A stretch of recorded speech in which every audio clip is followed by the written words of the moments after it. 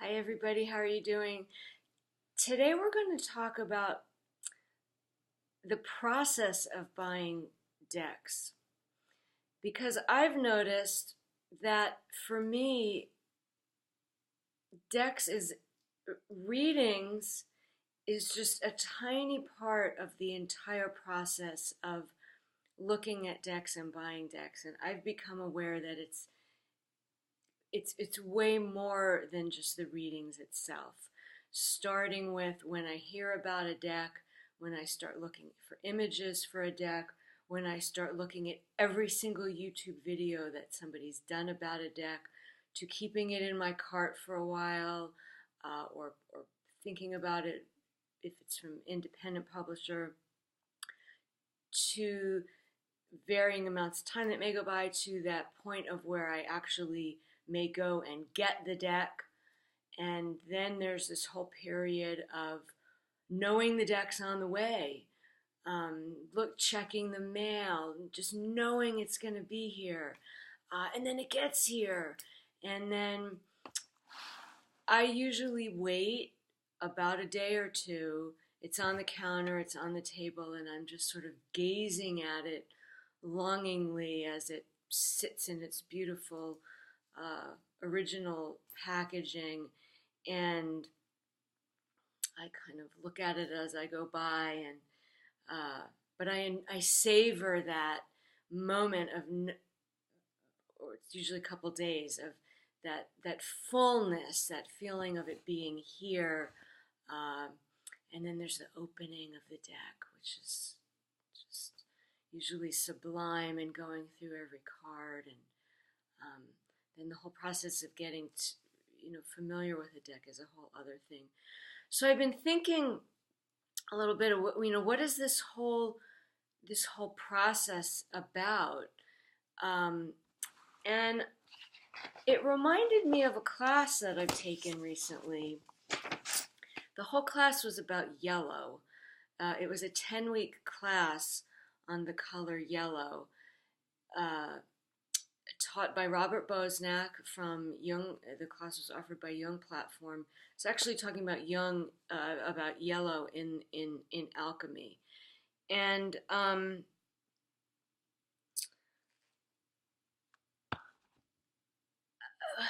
the class was very elusive in many ways. Even Robert Bosnak sometimes said you get kind of a glimpse of it. We worked with this book, which is by James Hillman. The book is called Alchemical Psychology. This is lectures that James Hillman gave. Each chapter is a different color. We've got silver on the white earth, the seduction of black, the suffering of salt. So we spent 10 weeks on this chapter called The Yellowing of the Work. So some of what we talked about in yellow really reminds me of this pull towards these decks or anything. What came up about yellow, or some of the things that came up about yellow, is the very varying nature of what yellow can represent. On the one hand, yellow is the sun and warmth and solar loveliness. On the other hand, it's decay, yellowing teeth, rotting. And one thing that James Hillman said that I love is that yellowing always represents a change. And what Robert Bosnak talked about is that yellow in alchemy is related to sulfur. And sulfur always means heat, and it stinks. Sulfur stinks.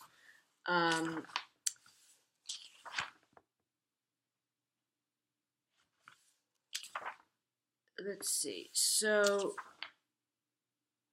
yellow, here James Hillman.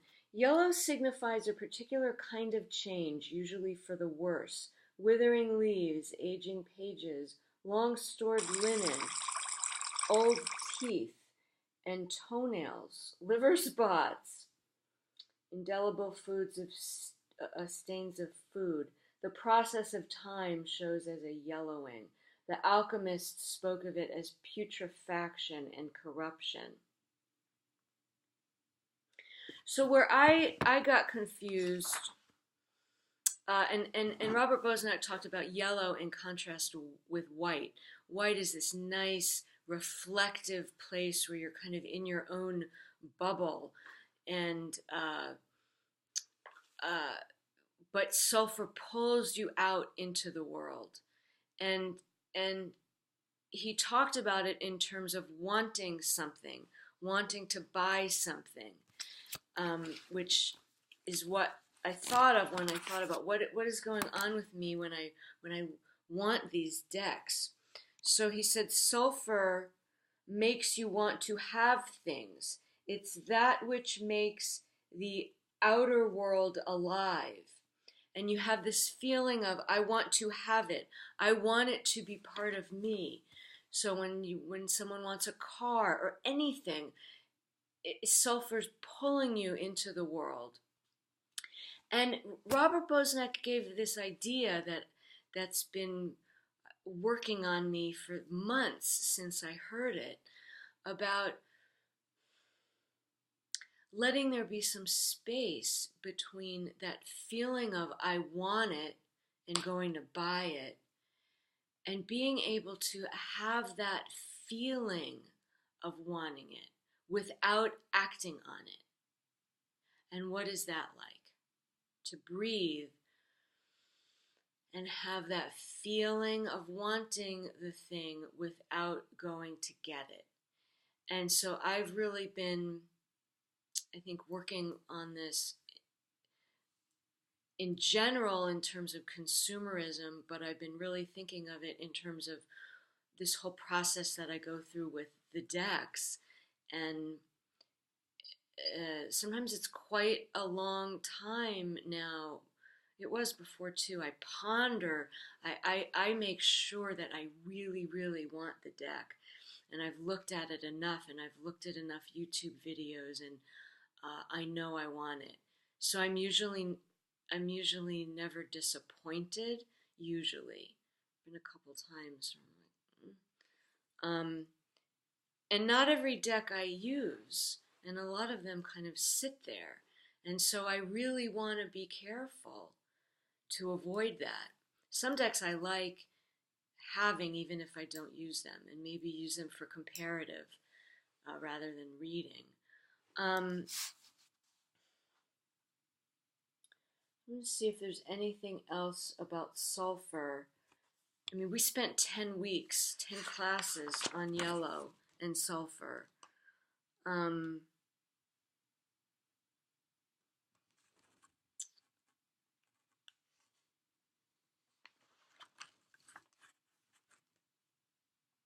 think that may be it for now.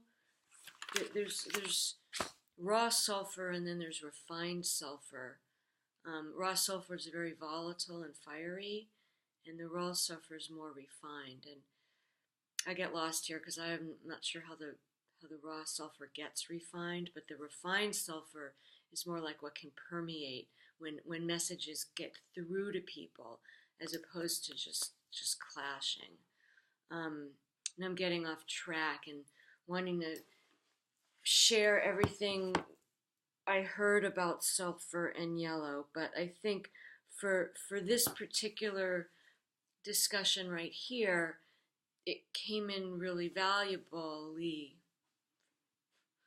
It came in a very valuable way of relating to being pulled out into the world. And I thought this was very interesting too, that in the I came across this card that bridges. I think of what's that maybe the whole tarot is a bridge between the physical world and the spirit world, or the physical and the divine. That the whole tarot deck is kind of doing what the magician is doing, acting as a conduit. And how the whole tarot itself is some kind of archetype. Uh, but so in thinking of that idea of being a bridge, having anything concrete, um, material goods, things that we want, as a way of sort of bridging the gap between the physical and the spiritual. And I thought it was so interesting to come across this card. This is from the Orasoma deck, and this is the King of Swords, Kuthumi. And what's interesting in this deck is that it helps you find your place between heaven and earth. He's at one with the angels, nature, and the devas. Life as St. Francis, connected to all things. And I just thought this was fascinating that he's all yellow. And I've been loving this Mike Booth Orasoma book that's got, for each card, it's got 2 pages of, for in this example, lovely yellow. It's about a 2-way connection, being receptive to communication with angels, if you believe in angels, and can communicate what the angels say to the devic world. We are the connection between these 2 manifestations of existence. And this is kind of like what St. Francis had. May appeal to those of us seeking knowledge, who have mental flexibility, discrimination, clarity, and open-mindedness. So I thought that was really fascinating.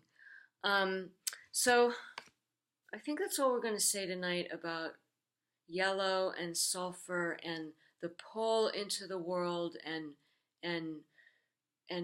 the whole process of looking at decks, buying decks, knowing they're coming. Something going on with all of that aside from just reading the deck. So curious what your thoughts are about this, what kind of process you go through when you're looking at decks or thinking about buying decks. And hope this was interesting or entertaining or amusing. And I know I've been just sort of working with yellow and sulfur and thinking about all of this for months since I took the class. Okay, bye. Hope you have a good night.